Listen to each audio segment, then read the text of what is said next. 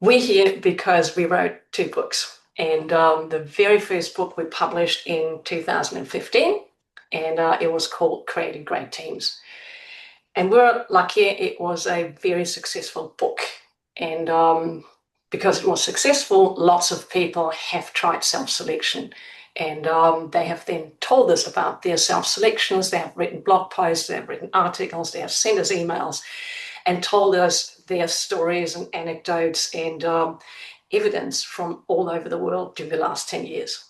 And during the last 10 years, we accumulated so much that we decided, one, the world has changed. Two, we have so many stories and so many companies that have tried this that we should release a second book.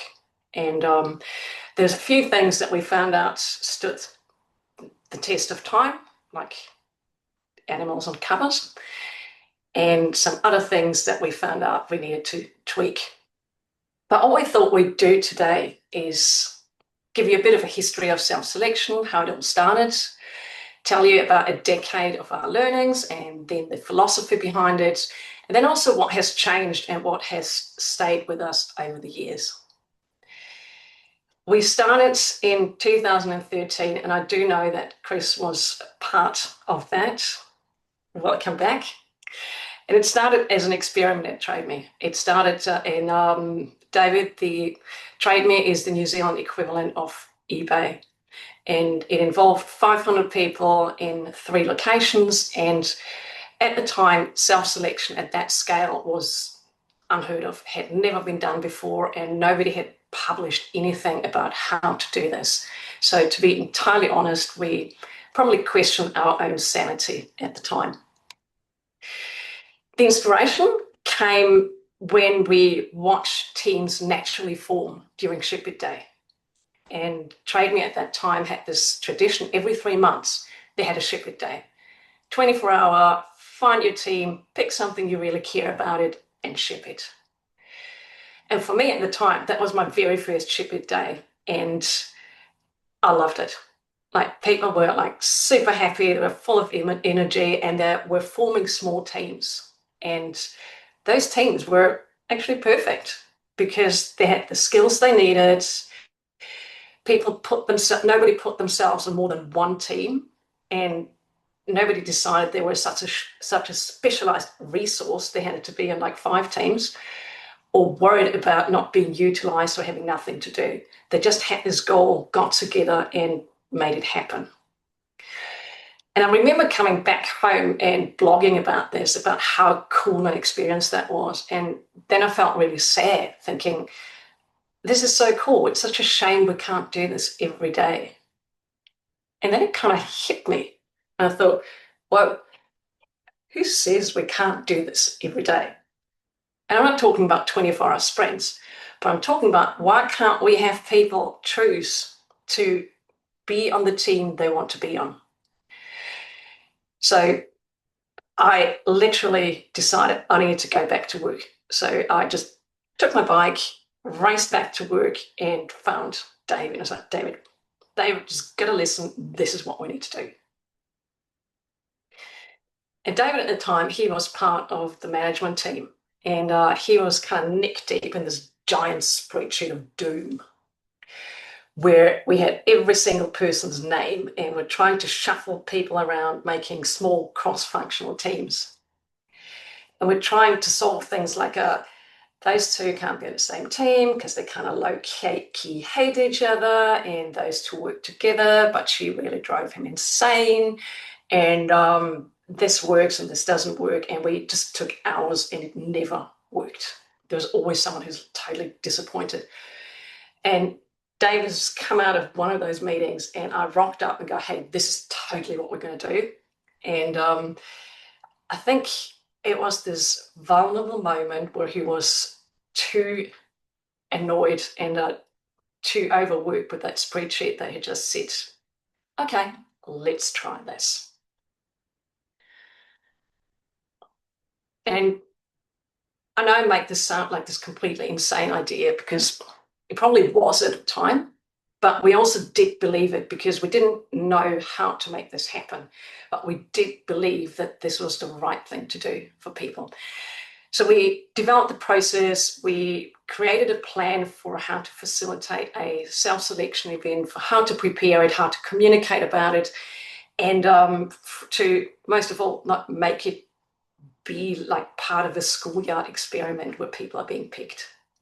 So the full event, 500 people, 3 locations, was absolutely amazing. People felt trusted, they had agency, and it was basically like Shepherd Day. And I think we had better teams and a better company at the end.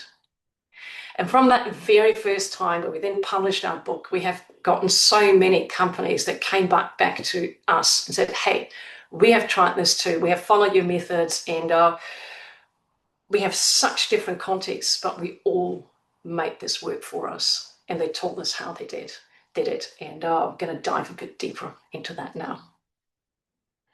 Hello, everybody. I'm going to tell you, if I can, two things. I'd love to tell you two things. One is about a decade of learning, and the second thing is around the principles behind self-selection. And I want to tackle those in order if we can. But we've now got more than 10 years of learning about this subject. And if you think about 10 years, that's actually quite a long time. If you think about where you were 10 years ago, I bet you were in a very different situation. Because 10 years ago, Donald Trump was in New York real estate, not the White House estate. No one had heard of COVID. Everybody worked in an office all the time, and hardly anyone worked remote. And we chose teams almost exclusively by managerial selection. And if I remember rightly back then, I didn't have a single grey hair either, which is definitely different today. But Sandy said before, like when we started, self-selection was a bit of a radical experiment. We were trying something really different that hadn't been tried before. Something we tried because we were sick of spreadsheets and endless debates over who goes where. But one of the best things we've learned is about the different shapes and sizes of companies where this might work. So when we started off and this worked, much to our surprise, I will admit, part of me, if I'm honest, thought, have we just found this kind of unicorn culture in this company called Trade Me where we did this? Have we just got such a special group of people where actually anything would have worked that we'd tried? Or is this something that would work elsewhere? And since we tried it for the first time, what we've seen now is it's working in all these different companies of all different shapes and sizes.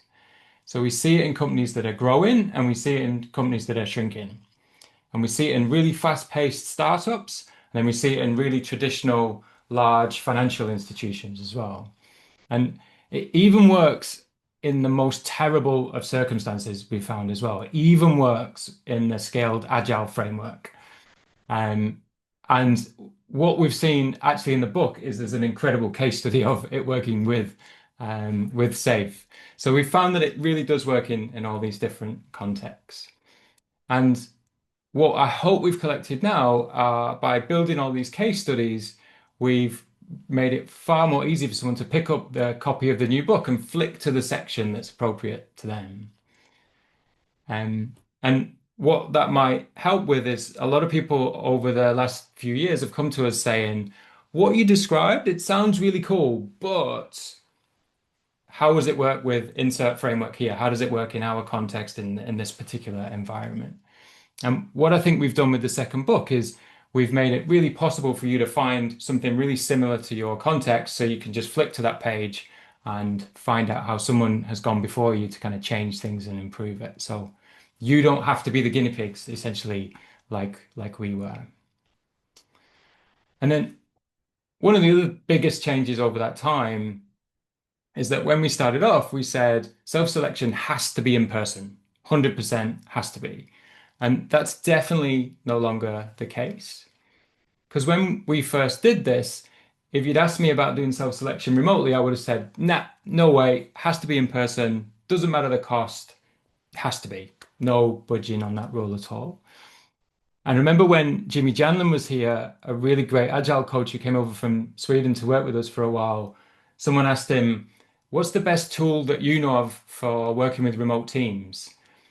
And we obviously expect him to think about Slack or Teams itself or some other kind of creative option. I remember in a very Swedish way, he just went aeroplanes. Um, and at the time, I remember violently agreeing, laughing and nodding at the same time. But we'd actually tried self-selection remotely before even COVID years kicked in. We tried it at zero and it worked amazingly well. And I'm pretty sure the first time we did it, the person who was kind of running those teams said to me, "Have you done this before remotely?" And I said, "Yes, definitely."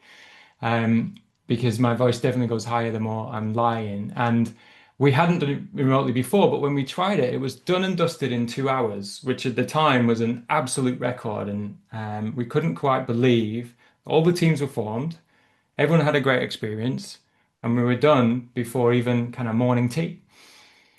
And it really started to change how we thought about the different ways of doing it. And then in the years that followed, we've learned a lot more about doing this in remote or even hybrid settings. And in the book, we've got an entire chapter dedicated to remote and hybrid and how you can adapt this to work really well in those scenarios. And it essentially comes down to three things. One is how you adapt the facilitation itself to suit being on a screen, not the 3D version. One is adding in more additional checkpoints as you go, so you don't just lose people in some random breakout room.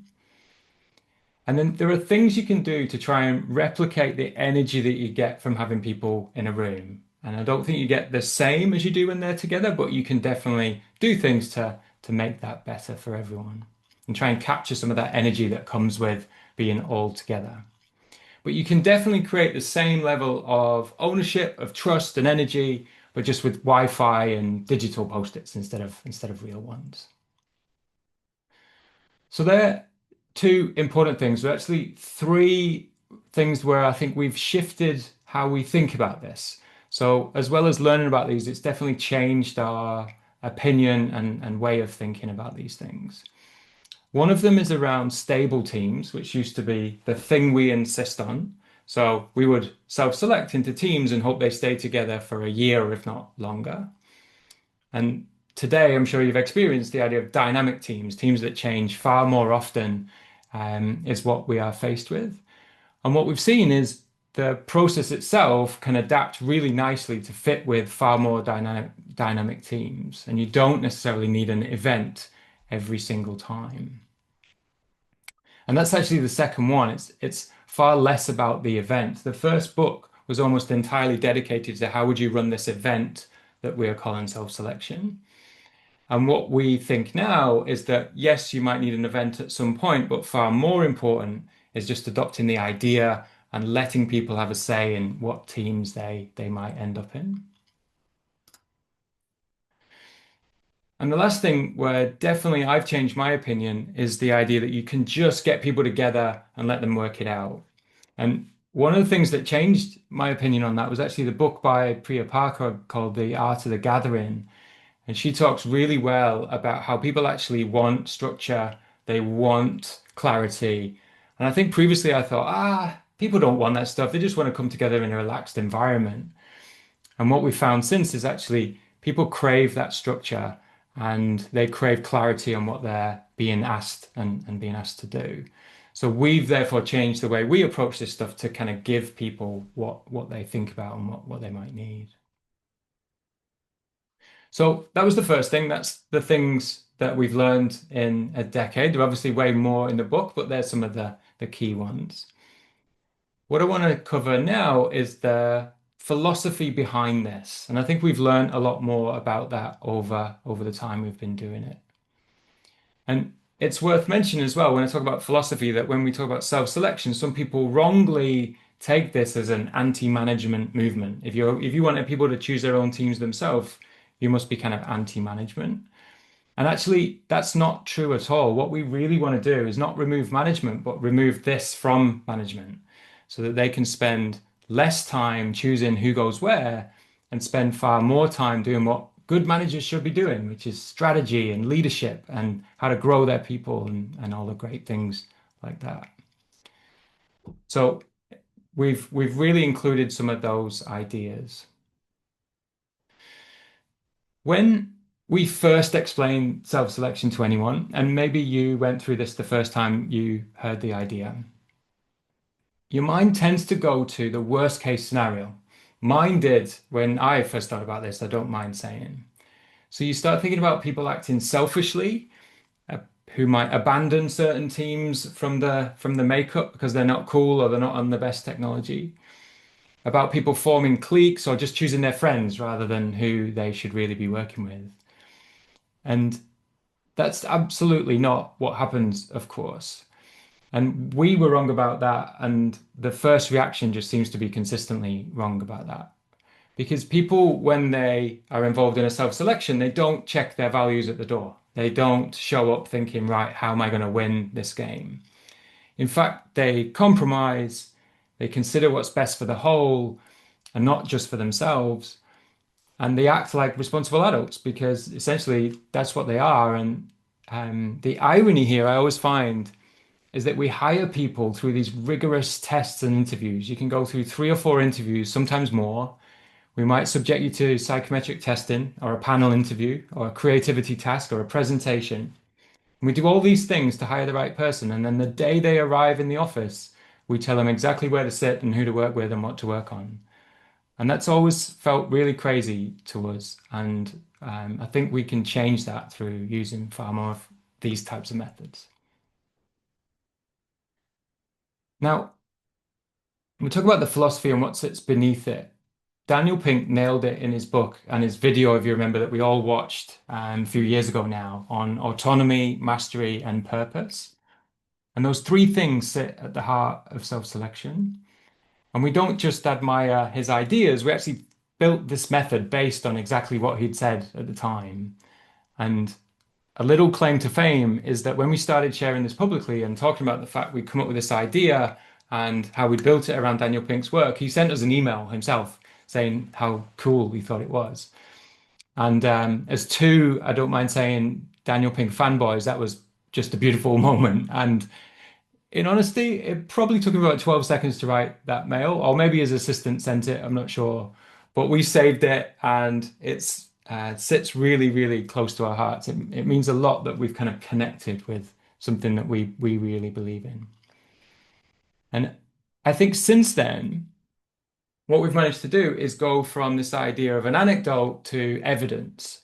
And when we were writing the second edition, we actually dug a lot deeper into some of the research and the evidence behind self-selection. And what we found was that more than a dozen academic studies now, so from real scientific journals, from real research, they're now citing our work, which is a really nice twist from when we were citing their work when we first came up with the idea. And that's been another really cool twist for 2 people who like to think scientifically about all of these things. So, in terms of the philosophy as well, is one other point I wanted to make, which is that when we talk about self-selection, one of the first reactions is usually, oh, you just want to give everyone what they want. You want to let them choose how they might win. And that's not what it's about at all. It's actually about presenting a puzzle to people and letting them solve it together. And that's why it doesn't work if you just email everyone and say, which team do you want to be in? And I've seen people try that, and what you get back is just this mishmash of stuff that doesn't make sense and could never make sense because people haven't been involved in solving the puzzle. And we find the same when we run through the self-selection method, which is just short iterations of letting people choose their team, that it never works on the first iteration. So, slight spoiler alert, it just won't. We'll put up the teams, we'll let people pick, and it just won't form. You'll find too many over here, not enough over here. And it's only in the second and third rounds where things start to fall into place. And that's when you see people sacrifice something or start deciding together on where they should sit and what they should do. And when you've seen people sacrifice what they wanted to go and join a team that may not have been their first choice, it may not have even been their second choice, may have been weighed down their list, you see them completely at peace with that decision. So instead of previously where they're escalating and complaining to their manager who complains to their manager and we go in this horrible loop, we see people go, I'm not where I want it to be, but I know why, and I've got ownership of exactly what that is. Because they were part of solving the problem together. And the last thing I'll say on the philosophy is that in no way are we saying this is perfect and this will solve all your problems. And I don't think anyone can say that of anything, and we're certainly not saying it of self-selection. It's not chaos free, if I'm honest. It's not frictionless either, but it is honest and it is empowering and it is a repeatable thing that people can do. And even if it's not perfect, it might just be the least worst option when you compare this to simply letting managers pick their teams. And that's everything I want to say about the philosophy, and I'll pass back to Sandy. So it's been 10 years, and in those 10 years, we have learned a lot. We already learned a lot the first time we did self-selection, and we learned more the second time, and then the fifth and sixth and tenth time. We're still learning. And I want to talk you through through a few of the things that how the practice has evolved over time. And one of the things that I want to share with you is something that we have become aware of over time that happens every single time, and that is how people react to the idea of self-selection.